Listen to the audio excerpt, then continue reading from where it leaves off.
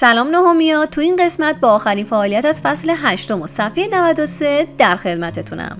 پس میام با مدلی از شش نقش فشار هوا رو تو دم و بازدم بررسی میکنم. خب تو حالت دم با پایین اومدن پرده دیافراگم حجم قفسه سینه افزایش و فشار هوای داخلش کاهش پیدا میکنه. تو این حالت فشار هوای بیرون بیشتر از فشار هوای داخله، پس هوا از بیرون وارد شش‌ها میشه. ولی حالت بازدم برعکسه، یعنی با بالا رفتن پرده دیافراگم حجم قفسه سینه کاهش و فشار هوای داخلش افزایش پیدا میکنه. اختلاف فشاری که ایجاد میشه باعث خروج هوا از شش‌ها میشه. خب اینم از خلاصه توضیحات، ولی قبل از خداحافظی با یه فعالیت چالشی این قسمت رو به پایان میرسونم.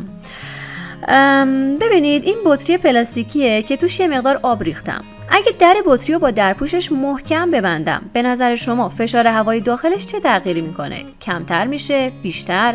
یا اصلا تغییری نمیکنه؟ 2.